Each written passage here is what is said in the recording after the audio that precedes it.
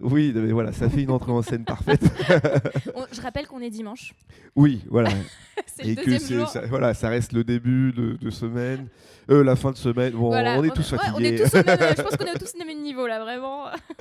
Alors juste, est-ce que tu peux nous dire un peu ce que tu proposes sur ton contenu en ligne? Oui, bien sûr. Donc, comme mon nom l'indique ou pas, je suis au-delà des news.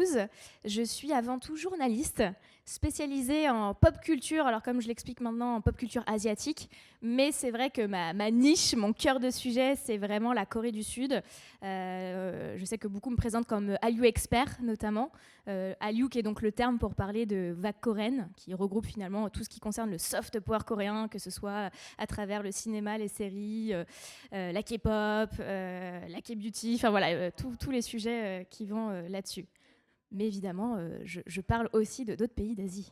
Bah oui, non, mais c'est marrant de voir la Corée qui remonte en puissance par rapport au Japon, qui a été un peu le fer de lance, on va dire, de la culture asiatique pendant pas mal de temps, quoi. Et c'est vrai que le Japon, j'ai l'impression aujourd'hui, est moins impactant que la Corée, qui devient aujourd'hui, que ce soit avec la K-pop ou que ce soit avec le ciné ou les séries, il vraiment surpasse le Japon dans beaucoup de points, même en termes technologiques, quoi. C'est marrant de voir ça et du coup toi tu le vois aussi dans toute ton étude journalistique. Tu remarques aussi que le Japon, non pas traîne des pieds, mais en tout cas a totalement perdu le cap par rapport à la Corée, quoi. Oui, mais parce qu'en fait, c'est lié à sa politique au niveau culturel. Et pourtant, et notamment nous, les Français, on a cette exception culturelle, puisque en fait, on est nombreux dans ce cas à avoir connu la culture asiatique à travers le Japon, surtout dans les années 80. Et on peut dire qu'en fait, comme tu le disais si bien, le Japon a servi de fer de lance et en tout cas a mis le pied à l'étrier aussi à d'autres cultures et notamment coréennes. Ce qui fait qu'il y a toute une génération, alors je parle de ceux qui ont connu plus ou moins les années 80 et qui ont suivi avec les années 90, mais qui ont connu déjà ces codes-là, qui n'étaient pas des codes occidentaux et qui étaient déjà imprégnés, ce qui fait que quand la culture coréenne notamment est arrivée, il y a eu quand même une meilleure, j'allais dire, adaptation à regarder ces contenus, à les appréhender déjà.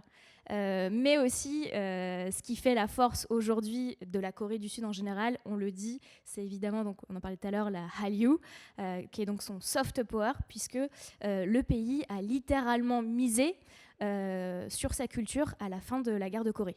Donc ça remonte déjà. Oui, c'est ça, ça remonte, mais en fait, au final, le Japon aussi, j'ai l'impression, marchait beaucoup sur le soft power. Alors, encore une fois, la France, c'est très particulier, puisqu'on est très proche, on est le deuxième pays consommateur de manga du monde, donc Absolument. du coup, forcément, on a un rapport très particulier avec le Japon, mais le soft power japonais aussi marche beaucoup. Alors, en termes d'industriel et commercial, le Japon est aussi très fort sur le marché mondial, mais la Corée, avec, par exemple, des boîtes comme Samsung, forcément, maîtrise le marché sur beaucoup de produits technologiques, mais c'est marrant de voir encore une fois que le soft power coréen, que ce soit au travers de la musique, encore une fois, des séries, des films, marche encore hyper bien. On voit encore avec K-pop Demon Hunter, qui est une production américaine, mais Mais avec ça c'est un débat que j'ai beaucoup en ce moment. K-pop Demon Hunter, est-ce que c'est coréen, pas coréen, quelle est sa part de coréanité, comme on dit. oui, ouais. Et moi, je le rappelle, alors oui, effectivement, c'est une production américaine, mais dans la team, il y a beaucoup de coréano-américains, Oui. donc qui ont quand même cette double culture. Et ça, Oui. c'est à prendre en compte.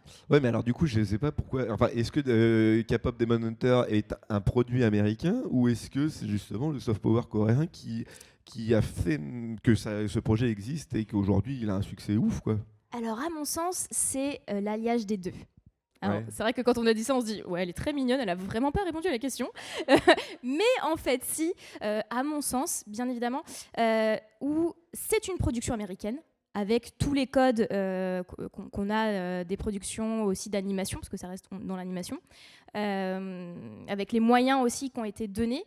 Mais comme je disais, dans la team, et notamment la co-réalisatrice, hein, elle est d'origine coréenne. Et donc, elle a évidemment quand même cette double culture très ancrée en elle. Dans ceux qui ont fait les voix off, alors je ne parle pas des voix off françaises, bien évidemment, mais on a aussi des Coréens.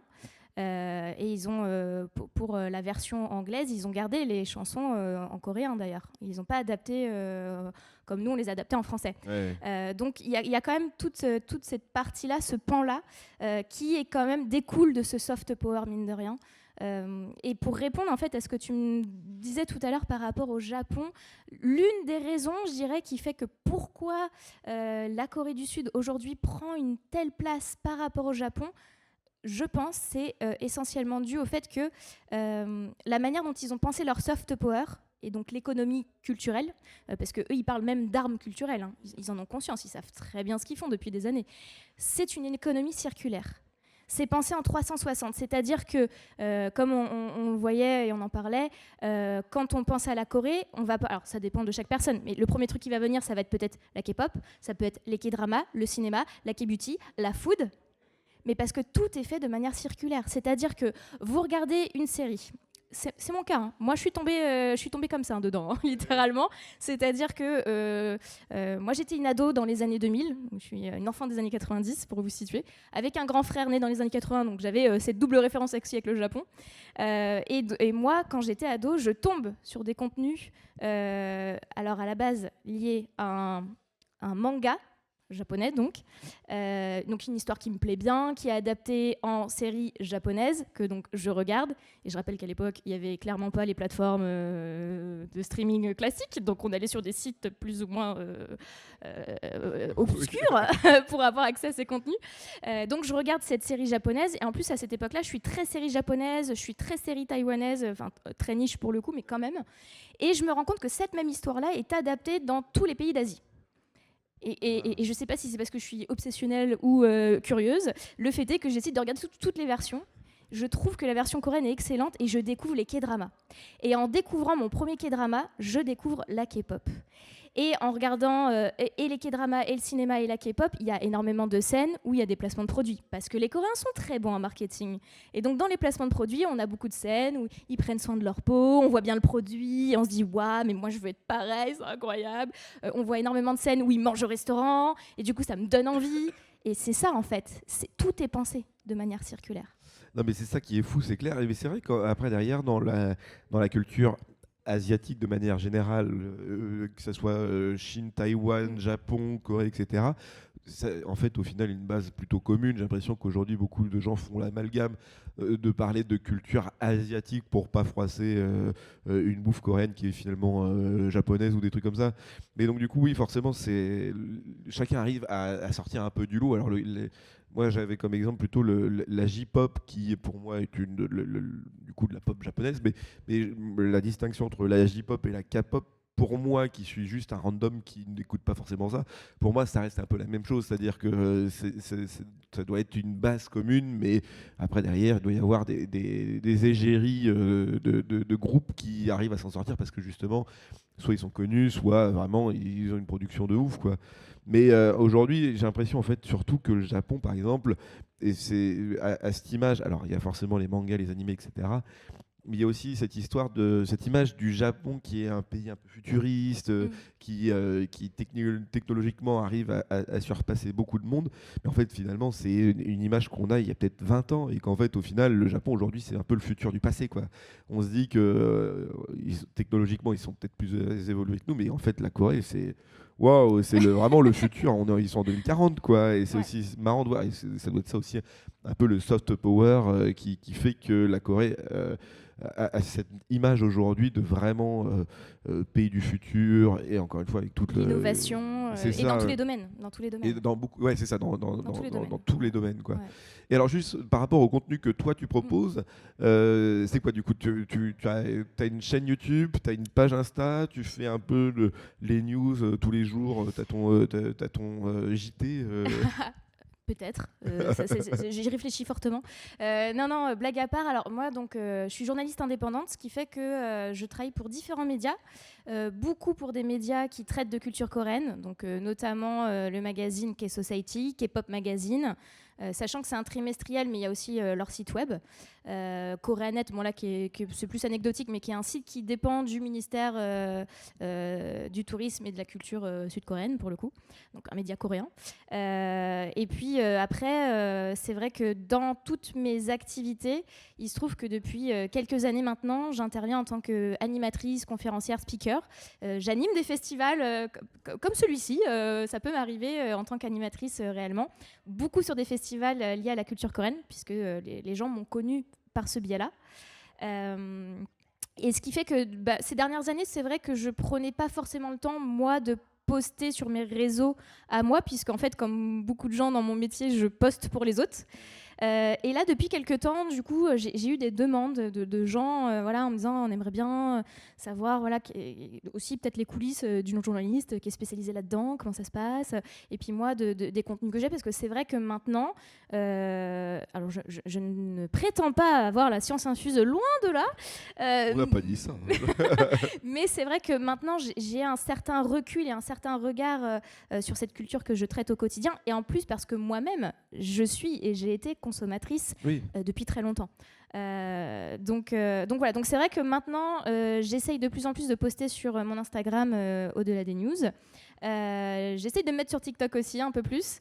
Et je commence à venir sur YouTube également. En plus, là, je fit de plus en plus avec des créateurs de contenu qui sont effectivement sur un petit peu, et ça, c'est très lié au milieu de la création de contenu, des gens qui ont des profils professionnels de base. On parlait de TV Asia tout à l'heure, qui est une ancienne journaliste, elle pourra vous le dire, qui s'est lancée dans la création de contenu pur et dur. Et puis, il y a des gens qui n'ont pas forcément la formation journalistique, mais qui, parce que c'est des passionnés, vont créer. Et donc, c'est vrai que ça m'est arrivé de collaborer régulièrement. Là, en ce moment, je développe avec une autre créatrice qui se nomme Noura, du compte La Corée pour les boomers. Tout est dans le titre. C'est pour ceux qui n'ont pas la ref, c'est très drôle. Et c'est vrai que de plus en plus, on va fitter, je pense, pour développer sur YouTube des formats de coulisses, parce que j'ai cette chance. Voilà, c'est mon travail, mais c'est quand même, je reconnais une chance quand même incroyable, parce que quand je travaille en tant qu'adulte aujourd'hui, j'ai toujours ma petite ado intérieure, mon petit enfant intérieur, fan, qui se dit mais c'est pas normal ce que tu es en train de vivre en vrai. Et donc à l'heure actuelle, ça m'arrive de rencontrer des artistes, des idoles, de faire des interviews, que là je mets sur des shorts, notamment sur mon Instagram, et que là je suis en train de développer avec Noura, qui est aussi monteuse. Ça aide. Ah oui, Et donc là, on est en train de faire des formats un petit peu plus coulisses vlog, pour vous montrer un peu des backstage que peut-être d'autres n'auraient pas. Et là, dans les semaines et mois à venir, on va suivre un jeune groupe de K-pop qui vient en tournée européenne. Voilà, je vous ai teasé comme ça. Ah, trop stylé. C'est une exclue ? Alors, c'était pas un secret, mais je me dis que je pouvais quand même passer l'info. Ah bon, c'est déjà pas mal. Enfin, c'est une légère exclue quand même. Mais au moins, on l'a. Et un de mes flex, parce que j'en parlais, c'est très important, je pense, quand on fait les métiers qu'on fait dans la création, c'est que souvent, on a aussi ce truc d'enfant intérieur, d'ado, parce que moi, j'ai démarré ado. Il y a quelques temps, j'ai, avec une maison d'édition, sorti un agenda scolaire K-pop. Ah ouais, ok. Et en vrai, c'était pas dans ma bucket list. Et de me dire, moi ado, parce qu'encore maintenant, il y a encore beaucoup de clichés liés à ceux qui écoutent de la K-pop, comme il y a eu avec ceux qui étaient consommateurs de Japon, de contenu japonais, qu'on traitait un peu de geek, de taku, de tous les noms qu'on veut, qui sont pas très glorifiants à la base. C'est pas Weibo quand on traite quelqu'un un peu qui aime trop la culture japonaise. De Coréabou. Coréabou, ouais. Et d'ailleurs, ma collègue, Noura, s'est surnommée, s'est autoproclamée Coréabou-san, pour des raisons qu'elle vous expliquera peut-être un jour. Mais parce que oui, les gens, comme il y a eu avec le Japon à l'époque, parce que maintenant, on en parle, ces dernières années, c'est un peu cool d'être geek. Maintenant, être geek, tu vois, il n'y a plus trop c'est presque devenu mainstream, quoi. Ouais, tu vois, presque tout le monde est un peu geek finalement, ça, tu vois. Et il y a eu ça aussi avec la Corée, notamment, et ceux qui écoutent de la K-pop. Il y a encore des clichés à l'heure actuelle, mais quand moi j'écoutais de la K-pop ado, je peux vous dire. Tu ne racontais pas à tout le monde, quoi. Ouais, j'assumais pas autant que maintenant, quoi. Donc c'est vrai que de me dire que là j'ai sorti un agenda scolaire K-pop, que je rencontre des idoles, et que j'ose dire, tenez-vous bien, et ça c'est mon meilleur flex en tant que journaliste, de dire je peux pas, là j'ai K-drama, et c'est pour le travail, J'ai pas le choix. Je dois regarder les K-dramas. Vraiment, je suis forcée. C'est le meilleur move, ça, c'est clair. Moi, je pense que j'ai trouvé un cheat code dans la vie là. Oui, non, mais c'est clair. Je crois. Quand tu arrives à travailler sur les trucs que tu surkiffes, forcément, c'est le bonheur absolu, quoi. C'est ça. Ouais, vraiment. Et bah super, merci beaucoup en tout cas d'être venu nous Merci. parler un peu de ce que tu fais. De toute façon, on te retrouve sur tous les réseaux Oui, sociaux. oui, avec au-delà Au-delà des news, Instagram, TikTok, là, depuis la rentrée, je fais en sorte de poster presque tous les jours parce que je postais pas avant et que maintenant je fais des efforts. Et en plus, je vais pas m'auto-proclamer drôle, mais j'aime bien aussi faire passer des fois des infos de manière un petit peu plus, on va dire, pédagogue sur certaines choses. Donc, voilà. Et j'ai des choses à vous sortir. Et notamment, parce que j'en parlais là dans la voiture avec Matthew My World, parce qu'il m'a lancé ce défi de me dire, il y a beaucoup de gens en ce moment qui me disent, oui, alors K-pop Demon Hunters, K-pop pas K-pop, Katsai, K-pop pas K-pop, XG, K-pop pas K-pop. J'étais là, je vais faire des vidéos. Je vais vraiment pas faire un commentaire pour répondre, on va faire une vidéo parce qu'il y a des choses à dire. Voilà. Ok, très bien. De toute façon, on le reçoit tout à l'heure, Mathieu, Voilà. mais on pourra continuer la conversation là-dessus. En tout cas, merci beaucoup. Merci pour l'invitation. Et puis nous, on fait une petite pause et on retrouve Téléasia, je crois. Allez, à tout de suite.